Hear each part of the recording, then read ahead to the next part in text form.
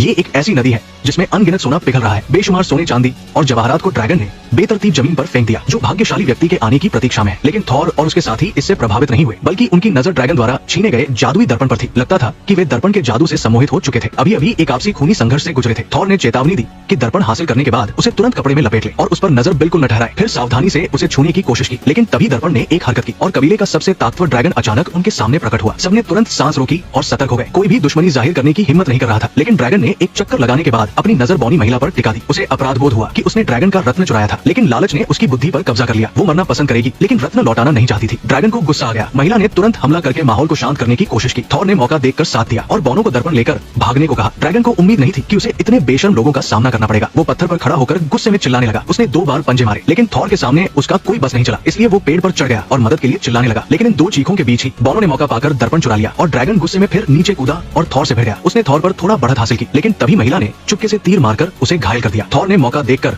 हवा में छलांग लगाई और ड्रैगन की गर्दन तोड़ दी, लेकिन तभी ड्रैगन की फौज बुलावे पर आ धमकी। उन्होंने दोनों पर सुनहरे तीर फेंके। अपने नेता का बदला लेने के लिए थॉर ने तेजी से लकड़ी के पुल पर कदम रखा, लेकिन पलटकर देखा तो उसकी प्रियतमा को ड्रैगन ने पकड़ लिया था। मजबूरी में वो लौटकर उस पेड़ को काट दिया जो महिला को जकड़े था, लेकिन ड्रैगन की संख्या बढ़ती जा रही थी और थॉर को भागने का मौका नहीं मिल रहा था। उसने अपनी प्रियतमा को दर्पण पवित्र स्थान पर ले जाने को कहा। फिर उसने लकड़ी का पुल तोड़ दिया और अकेले सबके लिए समय रोकने लगा। थॉर की स्थिति को और मुश्किल देखकर महिला को अचानक याद आया कि ड्रैगन का खून किसी ज्वलनशील पदार्थ जैसा है। उसने कोशिश के तौर पर तीर की नोक पर थोड़ा खून लगाया और वो वाकई जलने लगा। महिला ने राक्षसों पर तेजी से अग्नि बाण चलाए और उनके बहते खून ने आग को और भड़का दिया। कुछ ही पल में राक्षस मर गए या भाग निकले और संकट टल गया। लेकिन जब आग बुझी, थॉर कहीं नजर नहीं आया। जब सबने सोचा कि उसने बलिदान दे दिया, थॉर अचानक लताओं के सहारे चढ़कर आ गया। कई मुश्किलों के बाद वे आखिरकार पवित्र स्थान के करीब पहुंच गए। रास्ते में फिर से कोई रुकावट न आए, इसलिए उन्होंने एक रात आराम करने और अगले दिन आगे बढ़ने का फैसला किया। लेकिन सुबह होते ही जंगल में अचानक तापमान तेजी से गिरने लगा। झील की सतह पर नंगी आंखों से बर्फ जमने लगी। थॉर को अब समझ आया कि उसकी प्रियतमा ने उसे धोखा दिया था। ये सब बर्फीली रानी का छल था और जल्द ही वो खुद सामने आ गई। तुम्हारी रानी तुम्हें याद करती थी, तुम मेरी रानी नहीं हो। दोस्त सब मिलकर भी रानी का मुकाबला नहीं कर सके। जैसे ही उन्होंने विरोध का विचार किया, रानी ने जादू से उन्हें बर्फ की मूर्ति बना दिया। महिला ने तीर चलाकर थॉर को मार डाला। रानी ने देखा कि काम हो गया और बिना ज्यादा उलझे दर्पण लेकर वहाँ से चली गई। लेकिन तभी थॉर अचानक जाग गया। वो कभी गलती नहीं करती और उसे एहसास हुआ उसकी प्रियतमा ने ये छल इसलिए किया ताकि वे रानी की ताकत से बच सके और लंबी रणनीति बना सके। एल्स की मदद से उन्हें कुछ तेज सवारी मिली और वे बर्फीली रानी के देश की ओर बढ़े। इसी बीच रानी दर्पण को अपने कमरे में ले गई। वो उत्सुक थी कि इस चीज में ऐसा क्या जादू है जो उसकी बहन को अजय बनाता है। दर्पण के निर्देशों के अनुसार जैसे ही रानी ने कुछ कहा, दर्पण से सुनहरा तरल पदार्थ निकलने लगा और फिर शुरू हुआ